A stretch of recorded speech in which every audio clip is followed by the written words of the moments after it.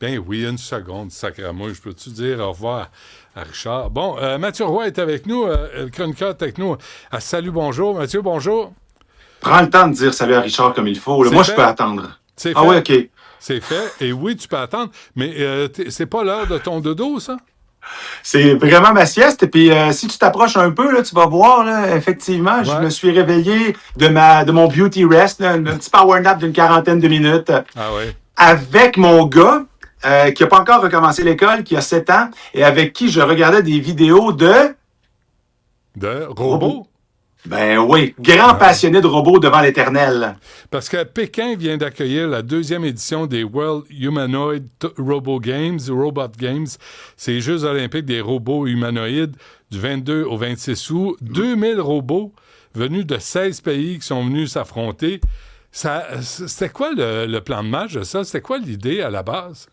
Ben, c'est intéressant parce que c'est de faire un pont entre les prouesses technologiques et aussi de montrer les avancées comme ça, ou là où on est rendu pour pouvoir effectivement afficher à la face du monde là où la robotique est arrivée, là où la robotique est rendue. Ce qu'il faut savoir, c'est que sur les 2000 quelques robots qui sont là, il y en a plus de 1900 qui viennent de la Chine. Donc, c'est vraiment une histoire asiatique en ce moment que cette compétition de robots. Mais ce qu'on veut faire, c'est d'arriver à créer un pont entre les consommateurs, les business qui pourraient bénéficier de ces avancées en matière de robotique dans toutes sortes d'épreuves. Et sur Internet, c'est ça qu'on a vu, des épreuves, des robots qui notamment ont couru le 100 mètres plus rapidement que Usain Bolt. Ça veut dire en moins de 10 secondes. Usain Bolt, son record, sauf erreur, c'est 9,58. Et le robot que tu vois en ce moment, il l'a couru en 9,39.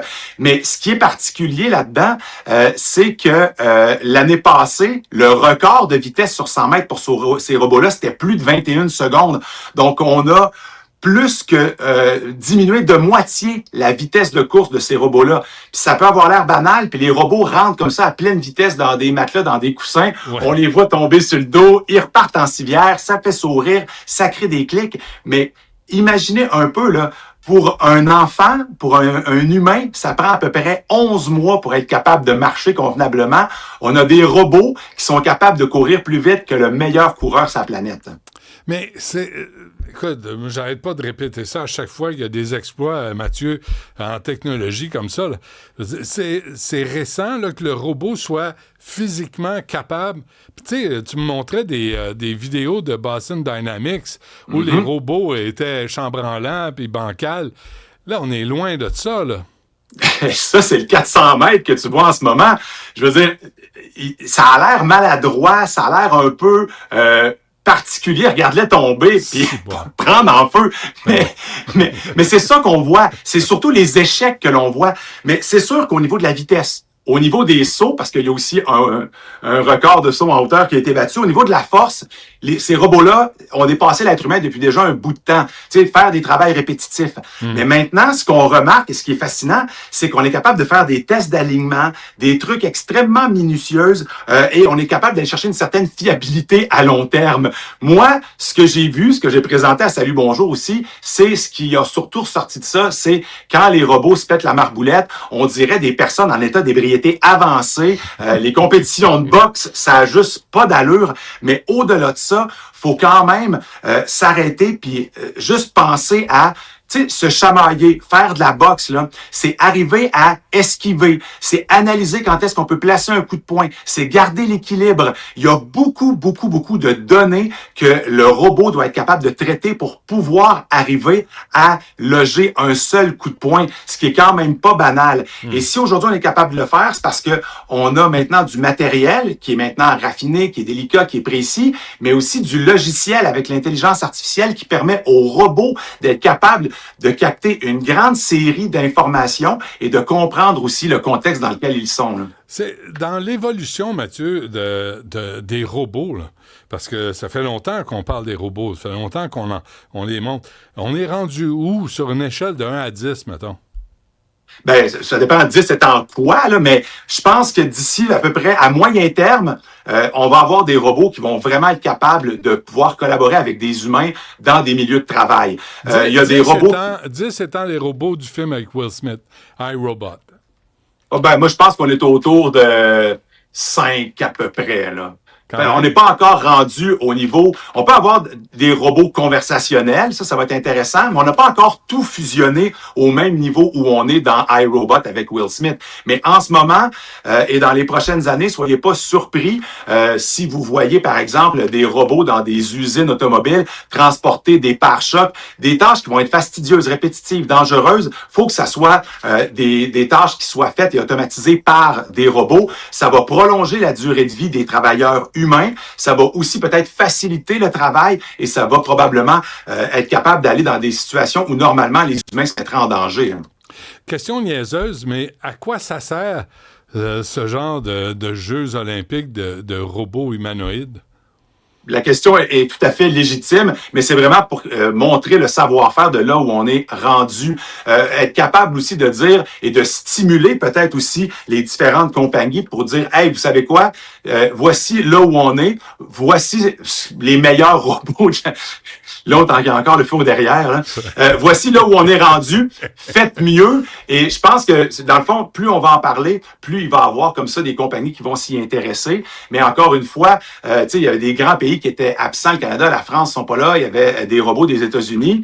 Mais d'ailleurs, ces robots-là, bipèdes humanoïdes, sont interdits de vente aux États-Unis s'ils ne viennent pas des États-Unis parce que c'est considéré comme des produits qui peuvent être des produits d'espionnage ou encore des produits militaires. Là. Avec raison. Ben moi, je les ai rencontrés, ces robots-là, au Consumer Electronics Show, et c'est quand même assez surprenant. Ça dépasse pas trop les 5 pieds à peu près. J'ai serré la main à quelques-uns d'entre eux pour m'assurer qu'ils comprenaient que j'étais de leur côté si jamais il y avait une rébellion. Mais non, mais c'est quand même étonnant de les voir bouger. Mais ce qu'il faut savoir, c'est que dans certains cas, il y a une portion d'intervention humaine là-dedans. Il y a une partie du contrôle qui est faite par une intervention humaine. Dans les compétitions, c'est réduit au minimum et éventuellement, l'intelligence artificielle va être capable de comprendre exactement la tâche qu'on demande à chacun de ces robots-là et on n'aura plus besoin d'avoir une intervention humaine mécanique, à part peut-être le bouton rouge d'arrêt. Là. Ouais, mais ça provoque aussi la réaction, Mathieu, de l'intelligence artificielle, par exemple, face aux artistes qui disent, ben là, on va se mettre à écrire des romans, à écrire de la musique. Est-ce que là, tu as l'intelligence artificielle avec des robots qui vont occuper toute la place aux prochains Jeux olympiques ou ou dans 8 ans ou dans 12 ans, où les athlètes humains pourront jamais compétitionner avec des performances de robots? Ben, moi, je pense qu'il va toujours avoir un grand intérêt pour la performance et la prestation humaine. J'ai aucun doute là-dessus.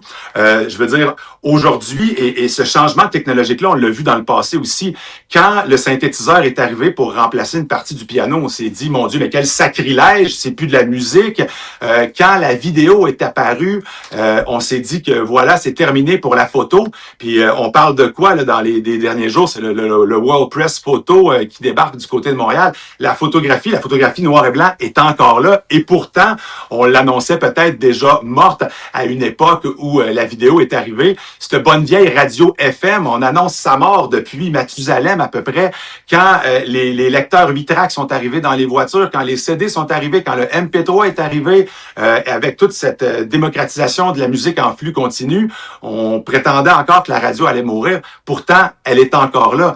Maintenant, pour ce qui est des œuvres qui seront créées par l'intelligence artificielle, là, ça, c'est un autre débat super intéressant parce que moi, j'ai un problème, c'est que quand j'écoute une chanson, je la trouve bonne et que j'apprends par la suite qu'elle a été faite par l'intelligence artificielle, je me sens un peu berné. Je veux qu'on me le dise en amont, au moins que je sois préparé, mais en même temps, si je l'ai trouvée bonne, étant été faite par une machine, c'est un peu ça, l'art. L'art, c'est ce que ça crée chez nous, c'est ce que ça nous fait. Puis je trouve ça vraiment confrontant d'être charmé par quelque chose qu'une machine fait. OK, mais avant qu'on se quitte, Mathieu, tu sais, quand même, tous les exemples que tu donnes là, sont pertinents, mais on arrive à un seuil qu'on n'a jamais connu auparavant, là, où l'être humain va pouvoir peut être remplacé, soit par l'écriture, soit par la performance olympique, on est ailleurs, là, on a atteint un seuil.